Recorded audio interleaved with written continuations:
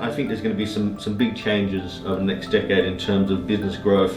Whether you're a small business, whether you're a large business, I believe that you're going to have to be bold over the next decade. You've really got to spend your time appealing to a broader market. Your product, your services have to be fascinating. They have to be remarkable. People have to buy into the concept.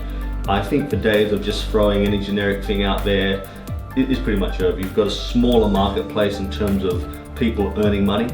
Most people in the Western world have less hours of work, so that means they have less disposable income, because they have less certainty around how they spend their money. So how do you break through in that space? Well, my kind of theory, and it's been my theory for a while, and it's something I've done with Before 5am for a number of years, is we've spent a lot of time building a big brand. So that way, a lot of people can get behind it, get involved with the brand. And the real key to Before 5am's success, and if you look at some of the other big brands out there, it's very similar. You can live it, you can buy into it, you can do it. And when I first started Before 5am, we didn't have a great range of products. We didn't really understand how many people wanted to buy in and live it and feel it. One of the big trends when you look at growing your brand and marketing over the next 10 years or so is make sure you build a great brand. Make sure people can buy into it. Make sure they can live it. If they can live it, they can be a part of it. And that really is the Before 5am story. Every day, people live Before 5am. They wake up Before 5am. They use the product. They use the blueprint. They read the playbook on their phone. They post online. They connect with each other, and it's a community. But most of all, they feel happy and excited to do the Before 5am thing. And it's connected to so many great things: health, well-being, performance, you name it, better relationships, looking after your kids, looking after your family. And that's what makes it such a strong brand. I think over the next 10 years, you've got to do that with your brand. Whatever you're doing, even if you're a small shop in your community, how can they live it? How can they be more connected to what you do? So many companies out there are scared of sharing their story. You have a great story, and the best way to get people to connect with you is sharing that story. How do they buy into you if you don't have a story? When you look at, say, Nike, and you look at Apple or Starbucks, there's a chance for you to buy into that story. Starbucks is a Seattle-based company, and there's a lot that goes with what they do, and it's a story of Howard Schultz, and the same with Apple and Steve Jobs. So telling a great story, it allows people to get involved, and I think you've got to work harder at that. In the new media space, social media and all the things around that, it's all about people connecting. Well, use that to your advantage. Don't think that's something which is a disadvantage. It's a great advantage. But if you don't have a story, if you're not connecting with them, if you just want to make money and make profit, well, you'll struggle over the next decade.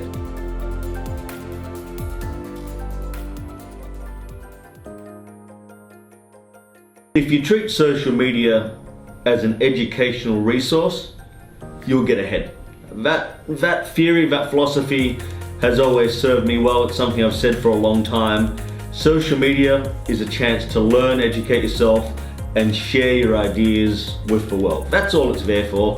Social media is a chance for you to grow, expand, create, find out how to do things. You get to choose the channels you follow, which makes social media a really great tool, whether that's Instagram, YouTube, or Facebook.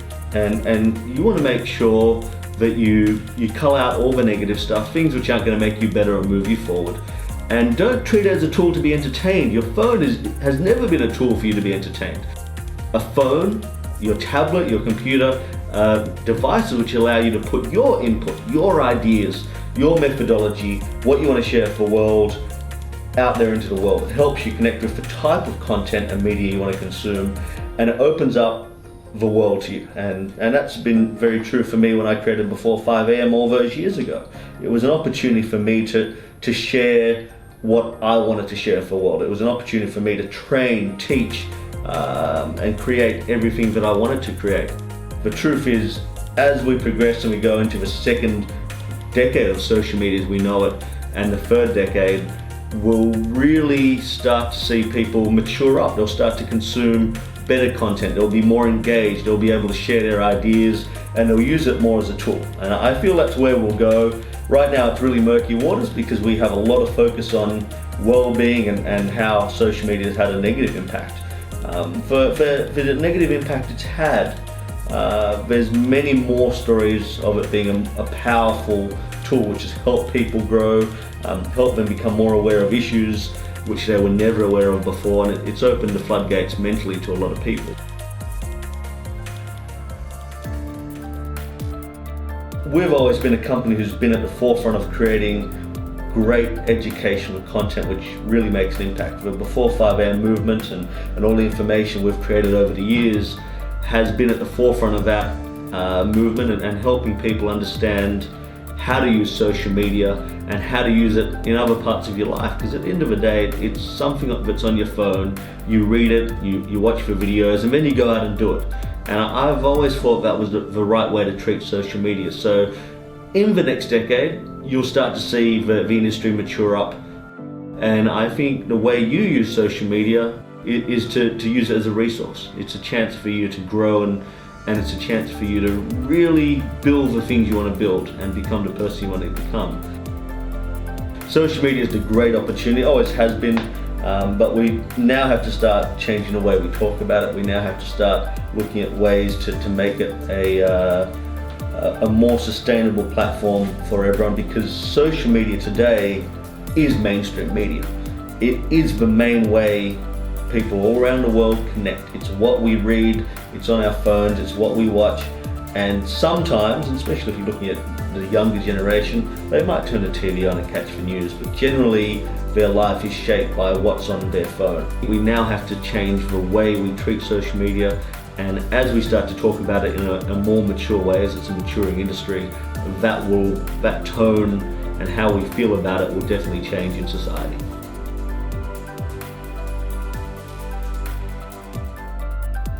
Social media is a maturing marketplace, and that presents a lot of opportunities. And I think the people who started in social media 5-10 years ago are evolving and they're growing. The ones who are hopping in need to understand that those brands are maturing, they're becoming part of society, they're becoming a mainstream construct. And I think if you're going to get into social media and start using it, I think you want to start looking at becoming a brand rather than an individual. That's most probably one of the big trends I would say will happen over the next 5 to 10 years, where a lot of the people who did start are now building brands, they're becoming a brand. And that's very true with Before 5 AM. When we first started, it was Joe Duncan with his great idea. Now we're a multinational brand, we're all over the world, and that was always the model for Before 5 AM. What I've seen with a lot of other guys and girls who started, they're still doing their individual thing, and I think that's fantastic, but I think there'll be a price to pay for that somewhere down the line. And you want to at least turn your attention to building a great brand, because in the long run, people love brands, they respect brands, and they get behind brands. And we've got to always give people those opportunities.